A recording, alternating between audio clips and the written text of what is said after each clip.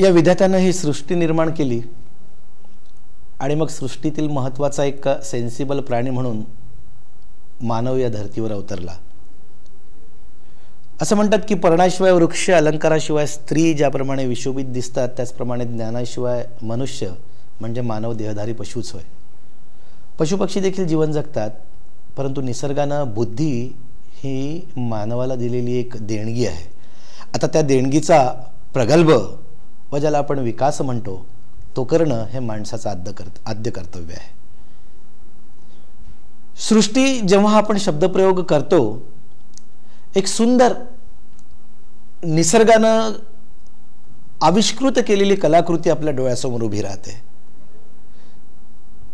मग फळं असतील, पानं असतील, वृक्ष असतील, वेली असतील, खळखळ वाहणाऱ्या तिच्यामधल्या त्या नद्या असतील, आकाशाला वाकुल्या दाखवणारी उंच उंच पर्वत असतील, गगनचुंबी इमारती असतील आहेत, आणि हे सर्व गोष्टीचा अंतर्भाव या सृष्टीमध्ये येतो। अलीकडे जेव्हा मानव निर्माण झाला, मानवाच्या जशा गरजा वाढत गेल्या, मानवामध्ये शिक्षणाच्या सोबत जो अवेअरनेस निर्माण झाला, त्या मग सामाजिकतेची जाण आणि भान ठेवून मानवानं ह्या चॅरिटीच्या माध्यमातून वेगवेगळे उपक्रम राबवले। रक्तदानाची चळवळ तिच्यामध्ये प्रामुख्याने समोर आली।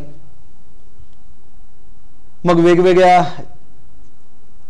ज्याला आपण चॅरिटी म्हणतो त्याच्यासाठी पैशाच्या स्वरूपात, वस्तूंच्या स्वरूपात मानव देणगी द्यायला लागला।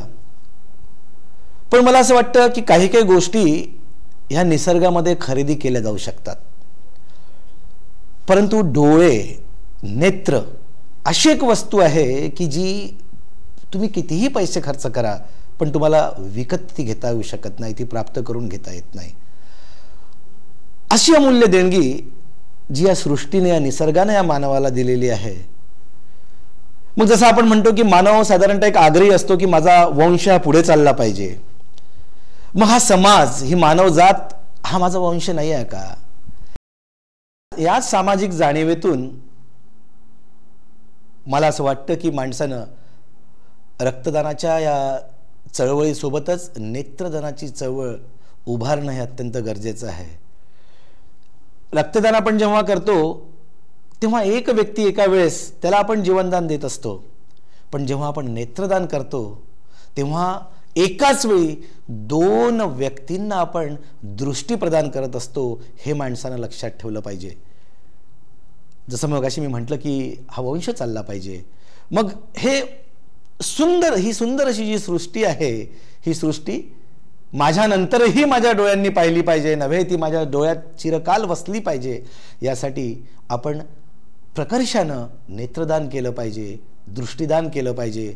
हा दृष्टीदानाचा जो यज्ञ दिशा एज्युकेशन फाउंडेशनने सुरू केलेला आहे, मी माझ्या तरुणांना, माझ्या सर्व विद्यार्थ्यांना, माझ्या शिक्षक बंधू भगिनींना मी अशी विनंती करेल की जी शक्ती ह्या युवा वर्गामध्ये आहे, या शिक्षण चळवळीमध्ये आहे, या शक्तीतनं आपण एक राष्ट्रभक्ती, एक समाजभक्तीचं प्रदर्शन इथं केलं पाहिजे।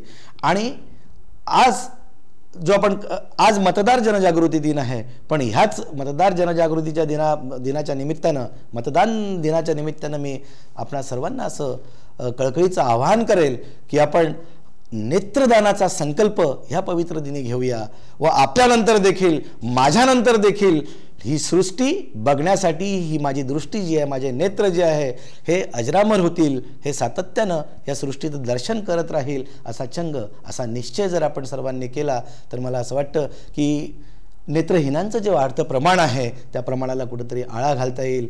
माझ्या मृत्यूनंतर देखील, आपल्या मृत्यूनंतर देखील आपण या सृष्टीचं, या सुंदर सृष्टीचं दर्शन घेत राहू, ही रास्त अपेक्षा तुमच्याकडनं मी व्यक्त करतो। तुम्हाला कळकळीचं आवाहन करतो की आपलं नाव या चळवळीमध्ये नोंदवा। दिशा एज्युकेशन फाउंडेशननं जी एक महत्त्वाची चळवळ उभारलेली आहे त्याबद्दल त्यांचं अभिनंदन करतो आणि त्यांना या कार्यामध्ये मी शुभेच्छा आणि चॅरिटी बिगिन्स ॲट होम ज्याला आपण म्हणतो, घर एक संस्कार केंद्र आहे म्हणून स्वतःपासून सुरुवात केली पाहिजे। पहिले आपण करावे, नंतर जना सांगावे। त्याच जाणीवेतून मी सर्वप्रथम आत्ता या क्षणी माझा नेत्रदानाचा संकल्प करून मला नोंदणीकृत नेत्रदाता म्हणून या ठिकाणी माझी मी नोंदणी आता करतो.